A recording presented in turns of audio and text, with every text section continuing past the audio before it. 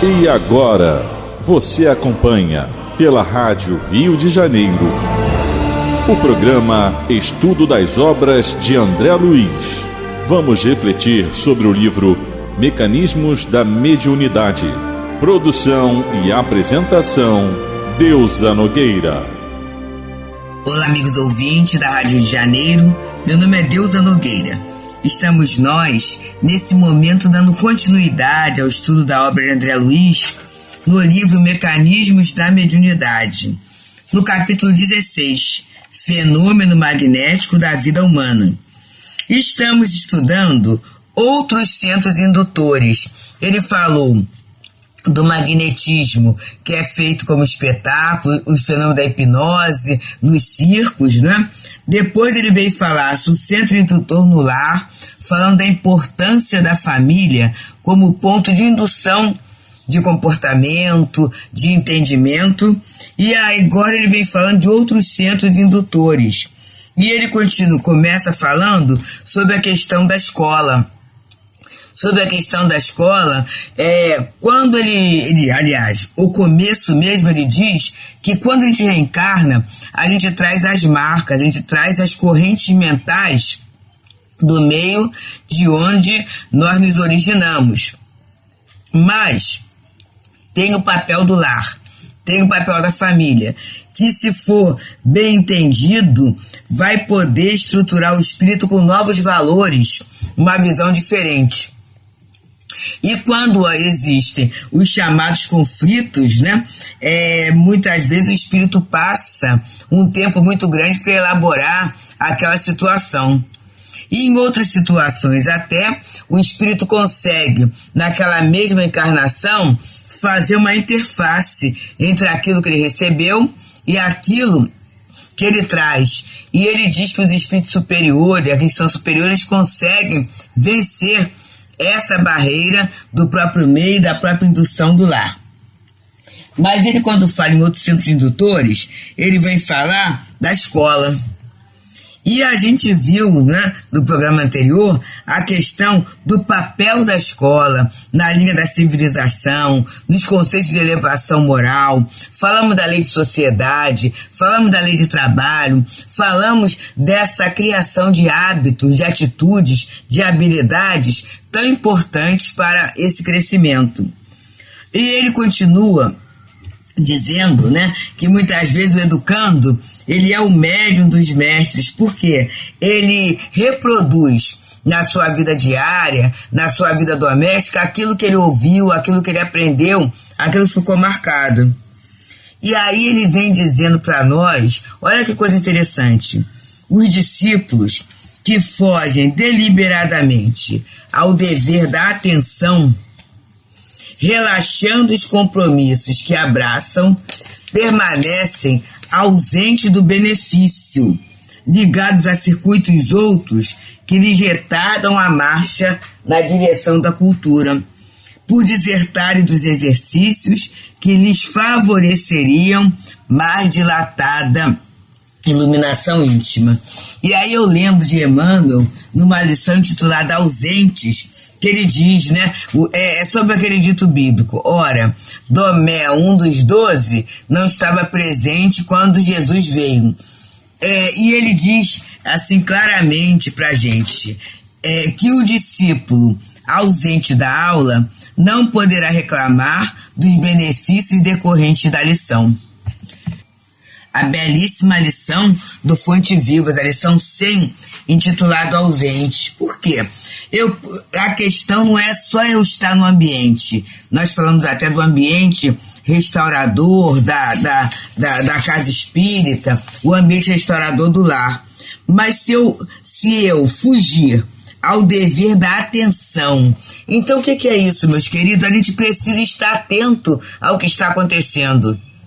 E é o que está acontecendo no nosso dia a dia, à nossa volta. Quantas vezes, e aí eu falo muito isso, né? A gente perde um tempo enorme para comprar alguma coisa no lugar que sempre se comprou, que a família sempre comprou, quando muitas vezes assim, no nosso bairro a gente tem aquele produto, a gente tem aquele serviço, tudo isso. porque a gente fica ausente. Quantas vezes, e aí isso é uma coisa que eu falo para os companheiros, né?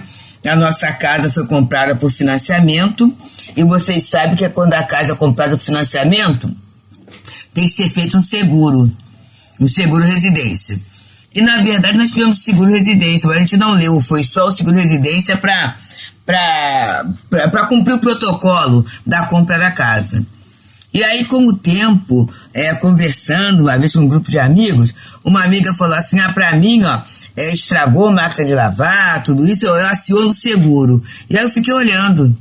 E a partir daí, quer dizer, o seguro residência a gente ainda tem, a questão de hidráulica, a questão de elétrica, até eletrodomésticos mesmo, eu tenho alguns eletrodomésticos que são mais antigos, então mais antigos, né, mais de 10 anos, tudo isso, eles não dão as peças, mas dão a mão de obra. Então fica extremamente mais em conta do que você comprar um novo, ou às vezes até de você ir na própria fábrica, né, na própria representação, na própria assistência técnica, que eles vendem o produto e vendem o serviço, é muito mais caro. Então aquilo ali está embutido.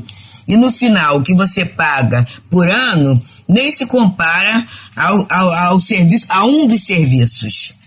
E aí você começa a ver, assim, eu tenho limpeza de caixa d'água, eu tenho isso, eu tenho aquilo. Quer dizer, a gente muitas vezes, a gente foge ao dever da atenção. A gente vai vivendo mecanicamente. E quando eu vivo mecanicamente, eu não aproveito tudo aquilo que a lição pode me dar. É aquilo que é da lição ausentes. O aluno ausente da aula não pode reclamar dos benefícios decorrentes da lição. E muitas vezes eu me ausento da vida.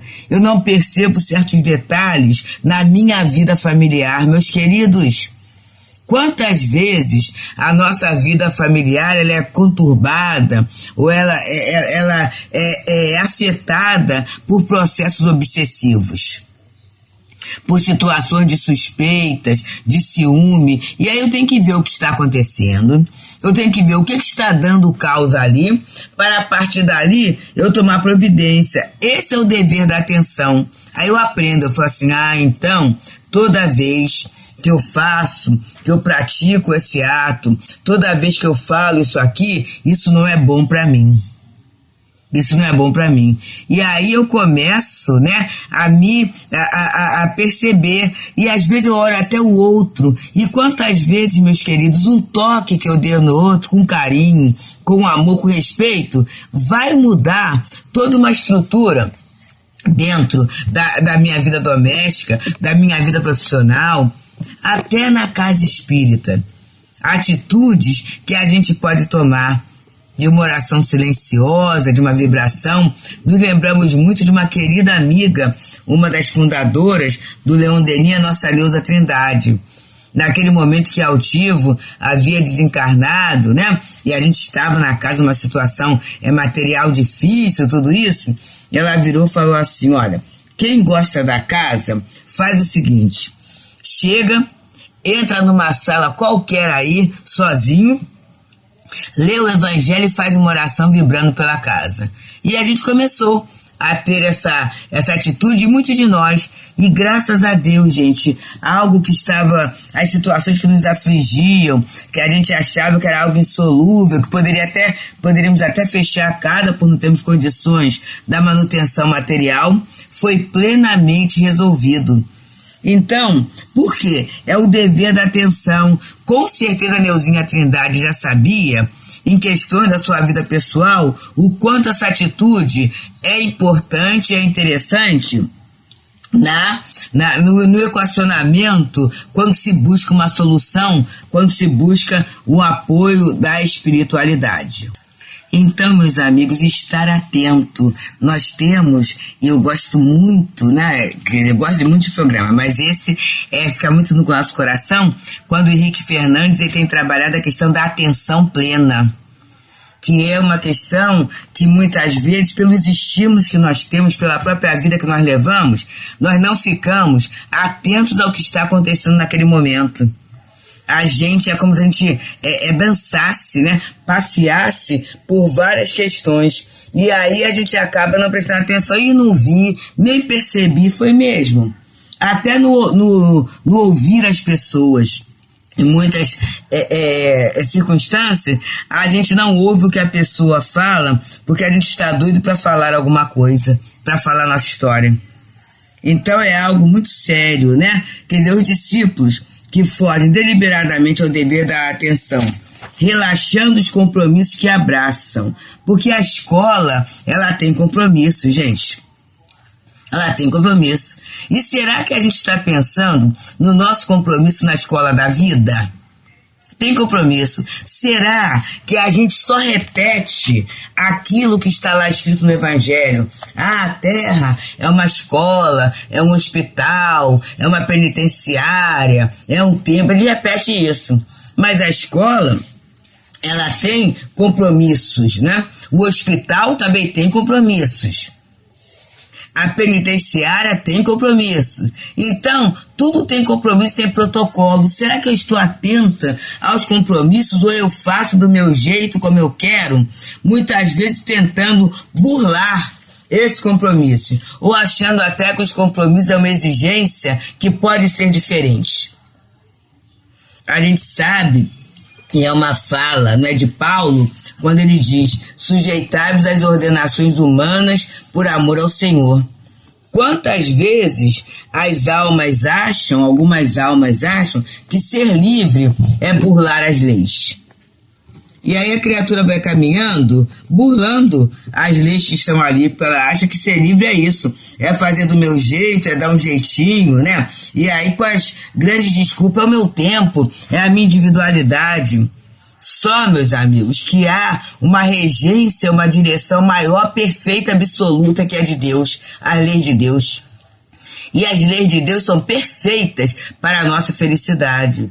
E nós estamos envolvidos dentro, né, vamos dizer assim, abraçados por essa lei.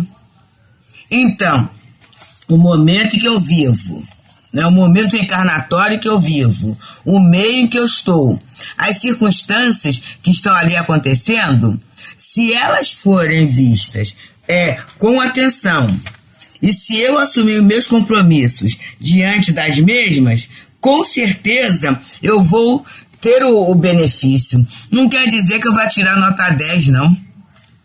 Que vai ser aprovado sempre, mas eu vou ter o benefício da experiência. Agora, se eu fugir ao dever da atenção, se eu relaxar com os compromissos, eu vou ser ausente do benefício. Eu não vou me tornar digna daquele benefício. Daí o cuidado, né? Da gente olhar bem as tarefas que a gente abraça.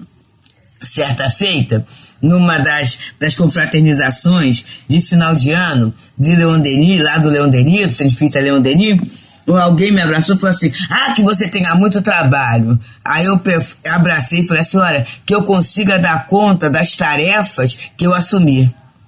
Porque muitas vezes o muito trabalho, pular de um lado para o outro, não quer dizer necessariamente que você esteja atenta.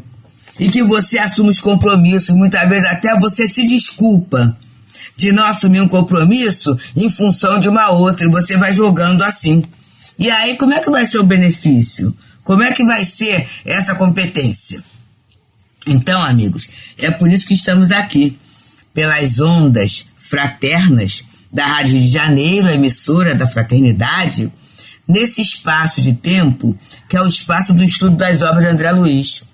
Estamos estudando mecanismos da mediunidade, no seu capítulo 16, que é o fenômeno magnético da vida humana, nesse tema, nesse trecho em que ele diz que outros centros indutores, e ele está trazendo a questão da escola comum da vida acadêmica, como de muita importância, né, nessa indução ou nessa reprogramação, vamos dizer assim, dessas correntes mentais que nós trazemos. Quando a gente fala reprogramação, é fortalecimento daquilo que é positivo e muitas vezes substituição ou abrandamento daquela experiência que não é tão confortável, que não é tão favorável assim. E aí a gente vai voltar o início, que eu parei numa vírgula, né? Vamos lá.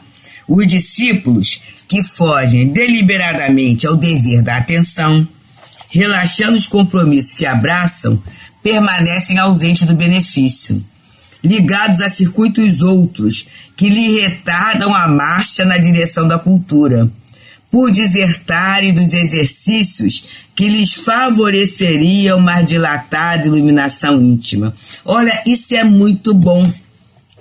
Porque muitas vezes eu relaxo, eu fujo a atenção, eu relaxo ao compromisso. Por quê? Porque eu quero brincar, eu quero fazer outra coisa. E eu vou usar a palavra brincar com toda a força que tem. A gente às vezes brinca de viver. A gente brinca de viver. Ah, quer dizer que eu não posso ter alegria, que eu não posso ter o meu momento de lazer? Claro que posso e devo ter. Mas muitas vezes eu não levo a minha vida a sério, eu não me levo a sério. Eu não me vejo como filho de Deus. E aí eu vou relaxando, tá bom assim mesmo. E eu vou deixando, sem entender os exercícios que vão me favorecer mais dilatada iluminação íntima. Que exercícios são esses? Vamos começar pelo próprio corpo que eu estou usando. Para o corpo eu tenho que ter atenção e eu tenho compromissos com a minha subsistência, com a minha sobrevivência. Eu tenho tudo isso. Será que eu estou observando meus compromissos com a saúde? E ter compromisso com a saúde não é só ir ao médico, não, eu também é o médico. Mas eu começar a conhecer os meus limites, eu começar a ter cuidados com a minha movimentação. Quantas vezes eu ganho uma torção, uma luxação, porque eu me movimento de qualquer maneira? Não tenho cuidado. Né? Como é que eu ando? Como é que eu caminho? Eu tenho que observar isso. Essa minha movimentação dentro do próprio corpo. Como eu me alimento, como eu respiro. Como é o meu repouso. Eu me permito repousar. E como é a natureza do meu repouso? Como é que eu levanto, que eu acordo? A gente já falou uma vez, mas é uma coisa utilíssima que eu aprendi na atividade física, não aprendi na família, não. A questão de, na hora de levantar, ao invés de você levantar de vez, você virar de lado. Virar de lado para depois você levantar. Por quê? Aí tem toda a explicação técnica, né? Porque quando você levanta de uma vez, você manda para o cérebro, né, uma quantidade imensa, quer dizer, a circulação é acelerada. E isso faz com que muitas pessoas sintam tonteira. Quando você vira de lado, senta e depois levanta, esse movimento vai sendo harmônico. E nós, na doutrina espírita, nós aprendemos a questão da prece, né? A questão da prece como um grande elemento para nós iniciarmos nosso dia.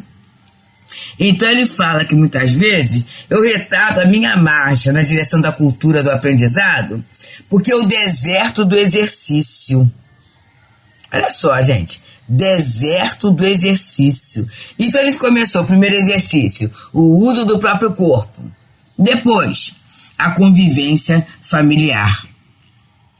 Que eu posso ter essa família próxima ou eu posso ter essa família distante. Ou em alguns momentos até eu ter o exercício da solidão. E esse exercício da solidão, primeiro, é um momento de reflexão.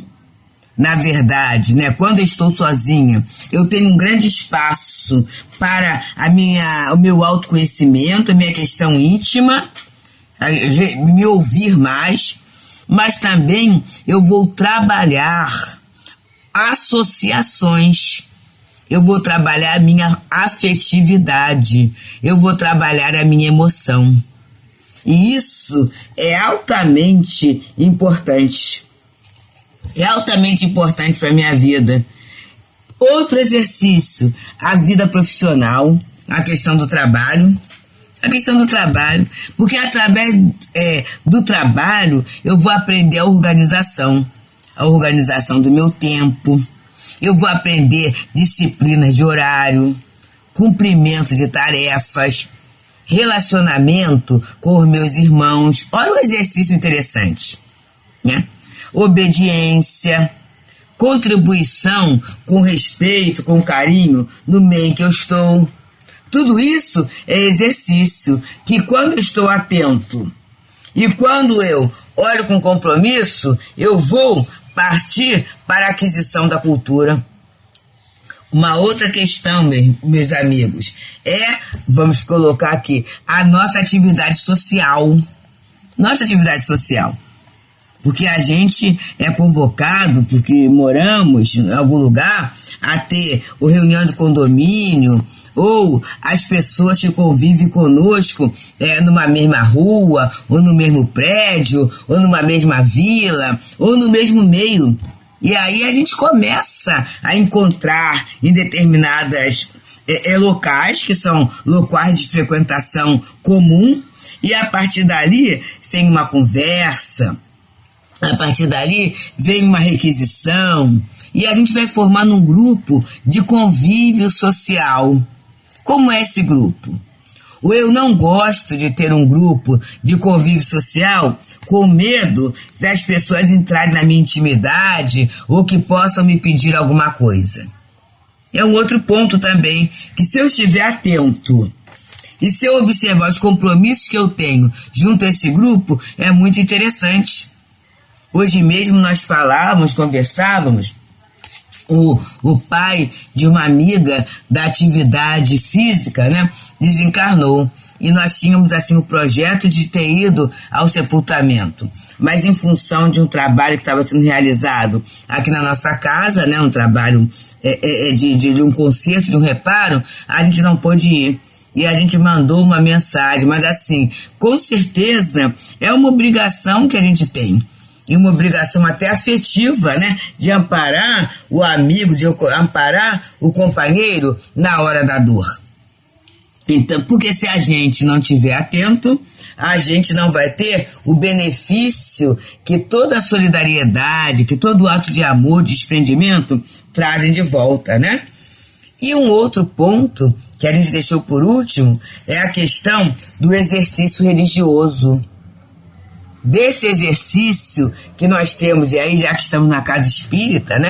Vamos falar da casa espírita, mas temos no templo, na sinagoga, seja lá o ponto de religioso, a ideologia religiosa que a criatura abrace, né? Então, ali, será que ela está atenta?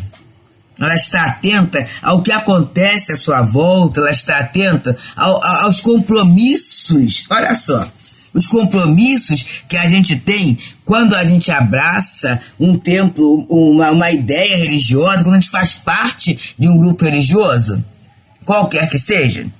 Ou será que a gente é só aquele assistente que chega, é beneficiário, e eu fico até desatento ao momento dos avisos, que o momento dos avisos é em minha integração com a casa.